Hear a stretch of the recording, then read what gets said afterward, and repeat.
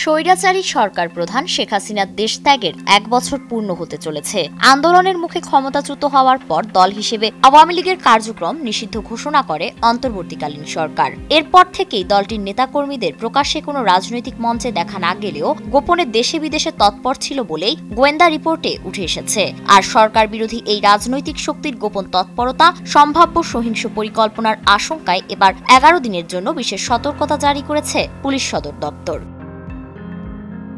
Police সদর দপ্তরের পক্ষ থেকে ২৮ জুলাই দেশের সব পুলিশ ইউনিটের কাছে পাঠানো এক আদেশে বলা হয়েছে, ২৯ জুলাই থেকে ৮ আগস্ট পর্যন্ত সময়কে বিশেষ গুরুত্বপূর্ণ বিবেচনা করে সারা দেশে নজরদারি ও গোয়েন্দা কার্যক্রম জোরদার করতে হবে। কারণ গোয়েন্দা তথ্য বলছে, এই সময়ের মধ্যে সরকার বিরোধী ছদ্মবেশী তৎপরতা নতুনভাবে চাঙ্গা হতে পারে। পুলিশ সদর দপ্তর থেকে দেশের সব ইউনিটে পাঠানো বিশেষ সতর্কবার্তায় বলা হয়েছে, নিষিদ্ধ হবার রাজনৈতিক দলের কিছু কর্মী সরকারি ও বেসরকারি স্থাপনায় হামলা, নাশকতা বা ভাঙচুরের পরিকল্পনা করছে। সেই সঙ্গে ছাত্র ও যুব সংগঠনের ছদ্ম অনলাইন প্ল্যাটফর্ম থেকে ফেসবুক, ইউটিউব ও টেলিগ্রামে ভার্চুয়াল স্কোয়াড গড়ে তুলে বিভ্রান্তিমূলক প্রচার চালানো হচ্ছে, যার উদ্দেশ্য দেশের স্থিতিশীলতা নষ্ট করা।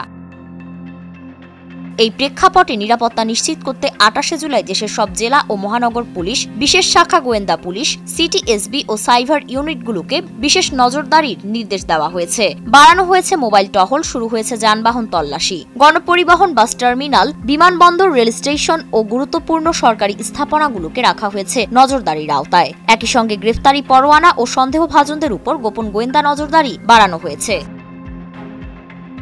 এদিকে স্বরাষ্ট্র উপদেষ্টা লেফটেন্যান্ট জেনারেল মোহাম্মদ জাহাঙ্গীর আলম চৌধুরী স্পষ্ট ভাষায় জানিয়েছেন, প্রবাসে পালিয়ে থাকা আওয়ামী লীগের একটি অংশ পাচারকৃত অর্থ ব্যবহার করে আবার অশান্তি সৃষ্টির চেষ্টা চালাচ্ছে। তাদের লক্ষ্য রাষ্ট্রীয় কাঠামোয় ফের আগুন লাগানো এবং আন্দোলনের নামে বিশৃঙ্খলা ফিরিয়ে আনা।